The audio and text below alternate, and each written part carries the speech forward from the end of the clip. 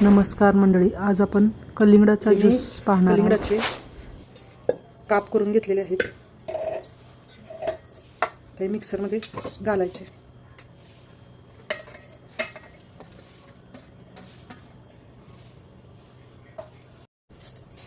त्यात साखर 3 चमचे घातले मी, 4 चमचे, मीठ चवीनुसार। यात काळी मिरी पावडर थोडी घालायची, मिक्सरला फिरवून घ्यायचं। आता हा मिक्सरचा ज्यूस केलेला आपण तो गाळून घ्यायचा आहे।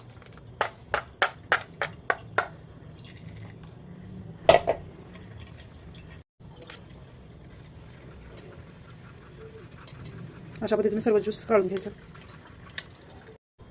आपला झाला तयार कलिंगडाचा ज्यूस। उन्हाळ्यात असा ज्यूस करून प्या।